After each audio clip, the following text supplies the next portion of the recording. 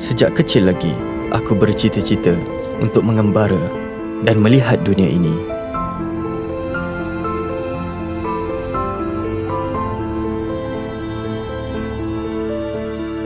Bagiku, hidup tanpa keluar dan melihat keindahan dunia ciptaan Tuhan ini adalah hidup yang sia-sia.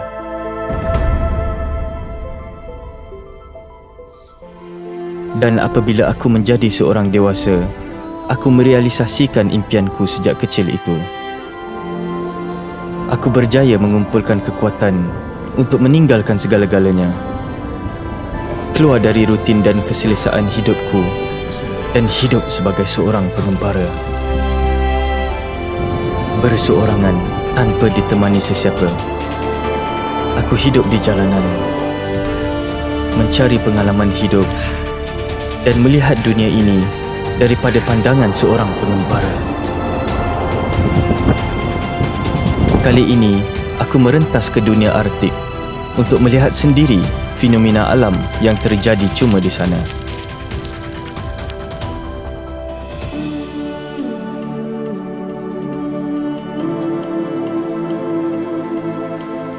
Aku bukan sahaja kagum melihat keajaiban fenomena alam di situ, tetapi ianya mendekatkan lagi diriku kepada pencipta sekalian alam.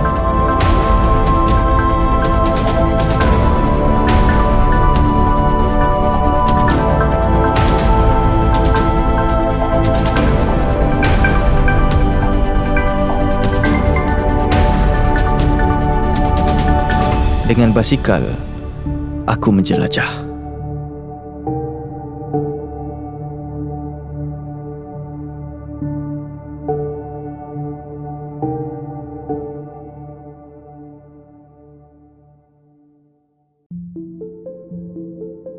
Masa berlalu begitu pantas semasa aku hidup di jalanan. Musim sejuk telah tiba di penghujungnya dan hampir setahun aku telah mengembara. Banyak cabaran dan dugaan telah aku hadapi, dan banyak juga impian hidupku telah berjaya aku kecapi.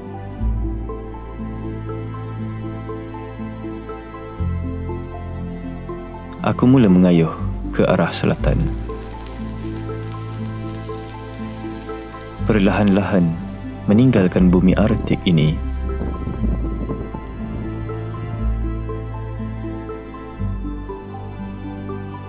Dan pengembaraanku telah pun tiba di penghujungnya.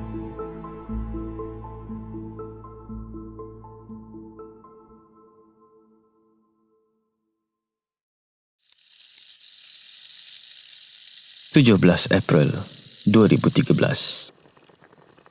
Musim sejuk telah menunjukkan tanda-tanda untuk meninggalkan bumi Arktik ini. Salji masih tebal di sini, tetapi suhunya telah meningkat ke cuma negatif 10 darjah Celsius. Aku tiba di Lodingen, sebuah bandar kecil di tepi laut berhampiran Lofoten Island.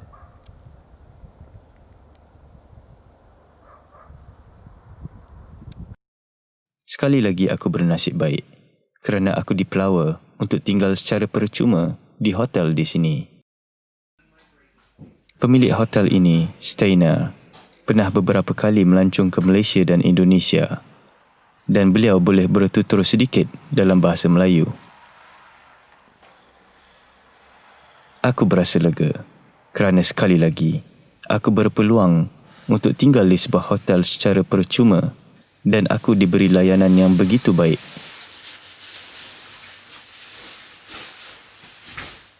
Pemilik hotel ini juga menyediakan makanan percuma untukku selama aku tinggal di sini.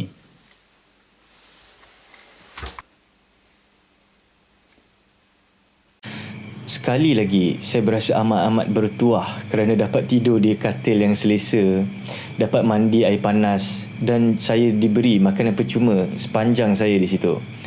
Steiner ni memang selalu datang ke Malaysia dan Indonesia dan dia faham culture orang-orang Melayu kita ni. Jadi dia masakkan nasi untuk saya, ikan kod, salmon dan suruh saya makan dengan tangan. saya rasa begitu selesa sekali masa kat situ. Dia siap bawa saya pergi ke supermarket dan tunjuk dekat saya makanan mana yang halal yang patut saya beli dan sebagainya. Dan sepanjang saya di situ, saya tak keluar satu sen pun. Saya ada sekali tu saya hantar basikal saya dekat satu kedai basikal untuk buat minor punya repair. Semua dia yang bayarkan. Aku akhirnya menginap di hotel ini selama 5 hari kerana Steiner memberitahuku bahawa cuaca di sini akan menjadi tidak berapa baik selama beberapa hari. Dan beliau akhirnya membawa aku menerokai kawasan di sekitar Lofoten Island ini dengan keretanya. Aku menunggu beberapa hari di sini, tidak membuat apa-apa, sementara menunggu ribut salji di sini untuk reda. Aku bercadang untuk tidak lagi mengayuh dalam keadaan sebegini. Sejak aku dilanda ribut salji yang kuat semasa aku berada berhampiran sempadan Sweden dan Norway tidak berapa lama dahulu.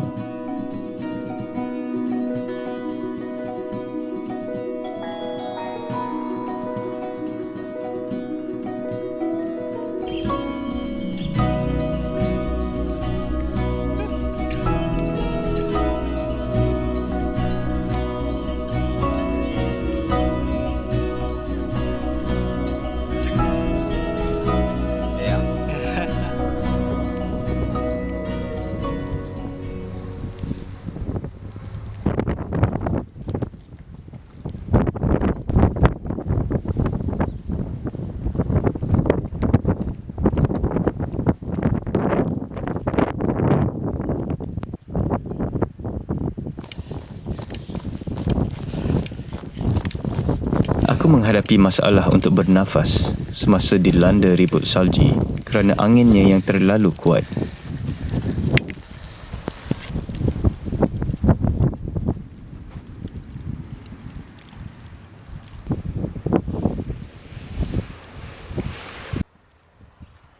Dan setelah 5 hari aku menginap di hotel itu, Steiner kemudiannya bercadang untuk menghantarku ke bandar kecil yang seterusnya dengan menggunakan keretanya. Kerana terdapat 3 buah terowong yang amat panjang, sepanjang lebih kurang 6 km yang terletak antara Lodingen dan bandar yang seterusnya, Svolvær.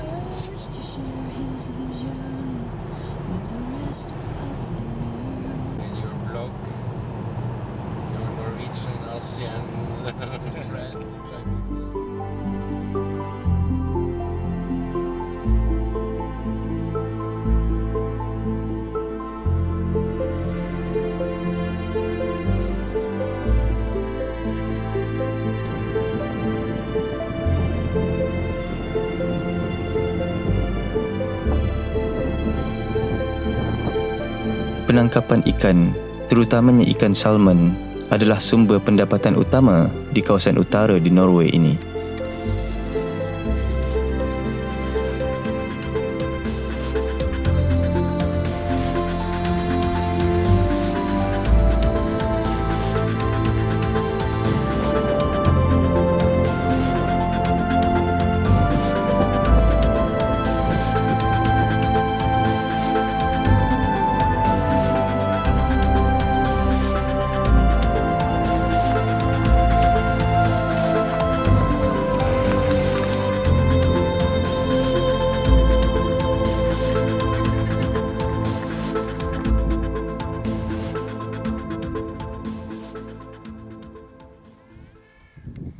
Perjalananku menjadi perlahan di sini, bukan kerana banyak bukit-bukit yang terpaksa aku daki ataupun cuacanya yang teruk, tetapi kerana keramahan orang-orang tempatan di sini.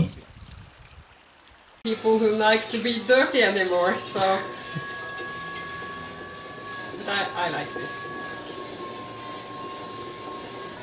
Now it's the end of the quiet time. Mid-June till end of September, it's very crowded here, we think. All right. I'm heading to Moskenes soon, and then to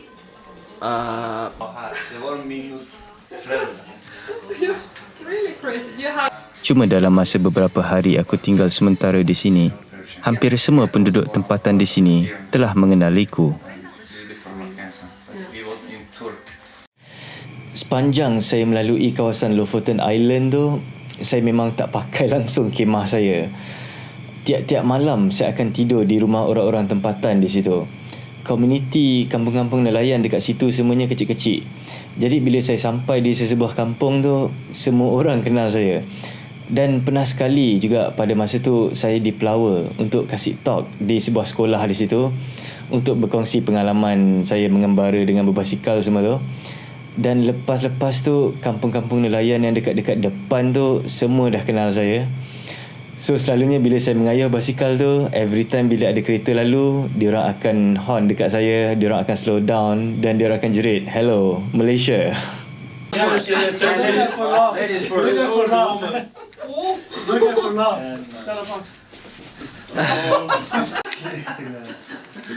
Dan sekali lagi, aku dilayani seperti keluarga sendiri sepanjang aku merentasi Pulau Lofoten ini.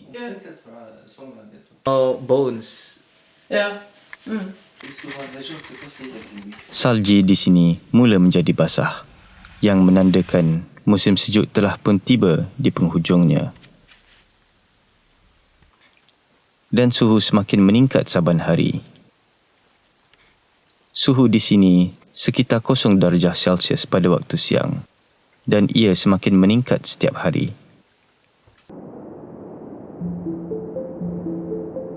Dan salji di kawasan tundra ini menjadi semakin nipis, dan waktu yang paling sejuk adalah cuma beberapa jam di waktu malam.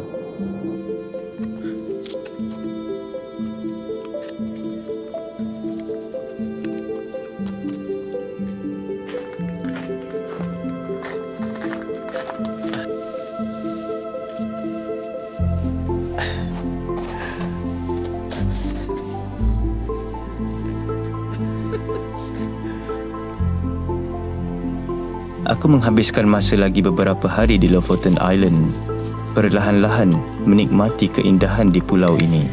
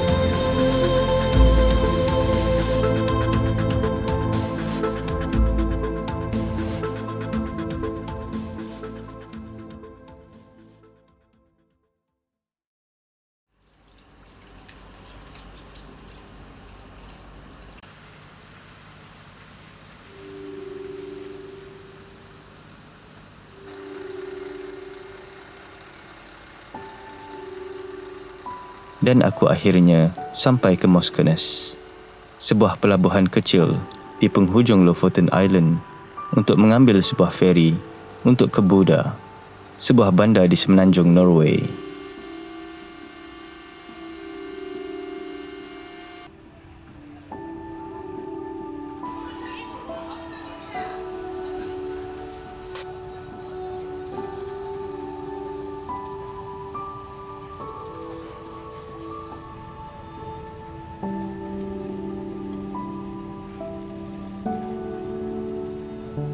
Aku sampai ke bandar Buda pada tengah malam. Semuanya tutup di sini dan aku tidak mengayuh pada waktu malam. Jadi aku terpaksa menunggu hingga ke waktu pagi berseorangan sebelum aku boleh mengayuh ke tempat untuk memasang kemahku lebih kurang 10 km dari bandar itu.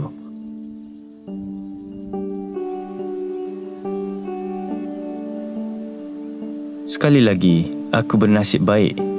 Aku diberi untuk tinggal di sebuah kabin kecil di sini tanpa perlu membayar apa-apa.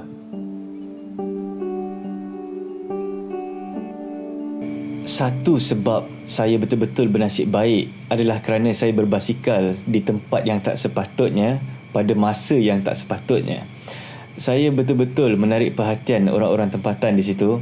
Bila diorang tengok saya berbasikal, bawa barang-barang yang banyak dekat Arctic masa tengah-tengah musim sejuk. Tak ada orang kat situ yang expect akan ada orang kayuh basikal dekat situ pada masa winter.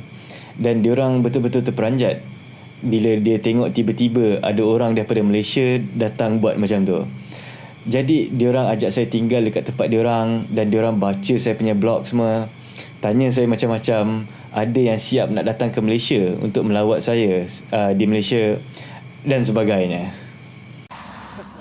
Orang-orang tempatan semuanya peramah sepanjang aku mengembara di bumi Norway ini. Seperti biasa, apabila aku dipelawa untuk tinggal di kabin-kabin di sini secara percuma, semua makan minumku disediakan. Dan aku banyak menghabiskan masa bercerita tentang pengembaraanku kepada mereka. So I can put inside my blog.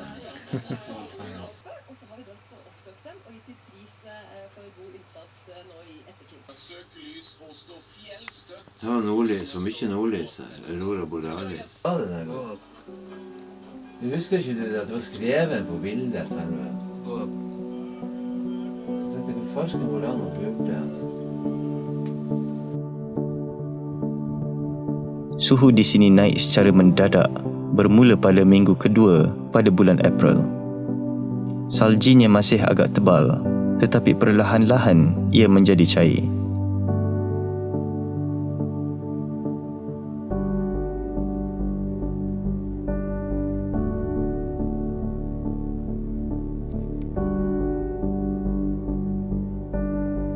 Dan air terjun di sini yang pada mulanya beku cuma beberapa minggu sebelumnya, kini telah mengalir seperti biasa.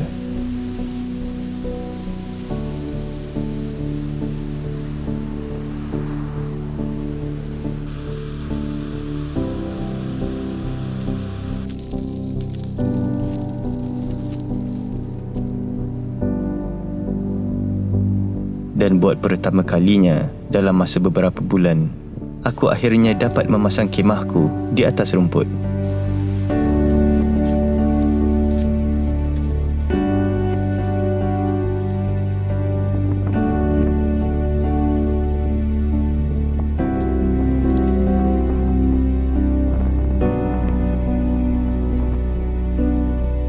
Segalanya menjadi amat mudah dan aku tidak lagi tidur di dalam kesejukan seperti beberapa minggu sebelumnya. Dalam perjalananku ke arah selatan, aku terpaksa mengambil beberapa buah feri untuk merentas kawasan-kawasan di barat Norway. Dan orang-orang tempatan di sini yang semuanya peramah denganku sanggup membayarkan tiket feri untukku.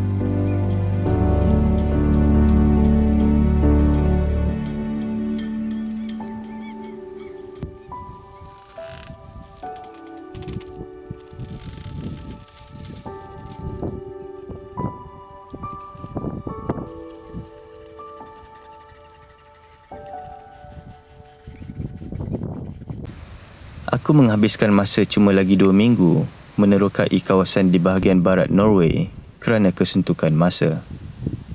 Dan di sepanjang perjalananku, aku melalui kawasan-kawasan gunung dan tebing-tebing yang tinggi menjulang. Walaupun suhu di sini telah pun mencecah sekitar 5 Celsius pada waktu siang, aku tetap terasa sejuk kerana anginnya yang kuat. Aku meneruskan perjalananku ke selatan, dan apabila aku meninggalkan bumi Arktik ini, hilanglah salji-salji yang menutupi bumi Skandinavia ini. Semuanya telah cair akibat suhunya yang meningkat.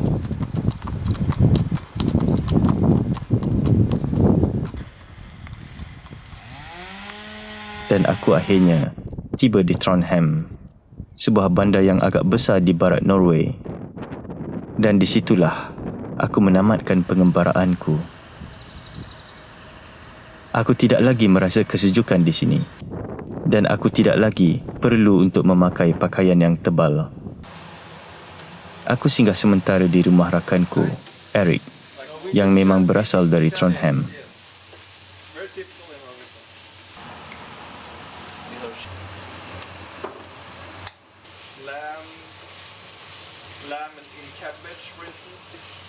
Dan aku tinggal beberapa hari di sini, menerokai bandar ini sebelum aku mengambil sebuah kereta api untuk kembali ke Sweden.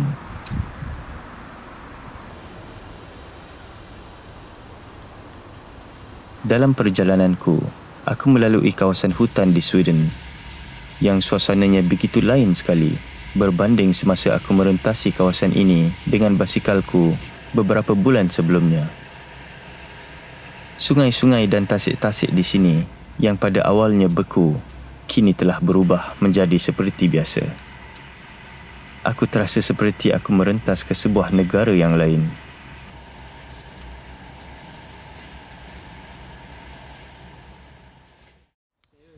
Aku akhirnya tiba semula di rumah Karin dan Fredrik di Björklinge. Keadaan di sini sungguh berbeza berbanding semasa di pertengahan musim sejuk.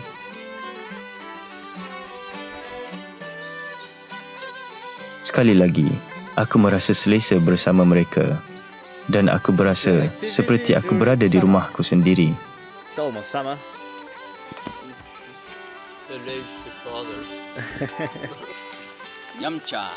Aku tidak akan dapat melupakan pengalaman yang paling manis dalam pengembaraanku kali ini, iaitu merasai hospitality orang-orang tempatan di Skandinavia.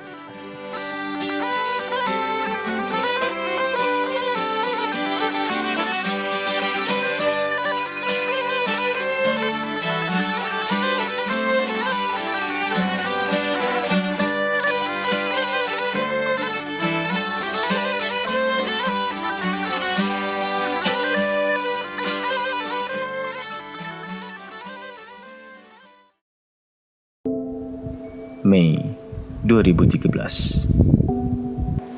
Telah 11 bulan aku mengembara, meninggalkan keluarga dan tanah airku. Telah tiba masanya untuk aku kembali ke pangkuan keluargaku di tanah air. Hidup sebagai seorang nomad, aku belajar untuk berserah.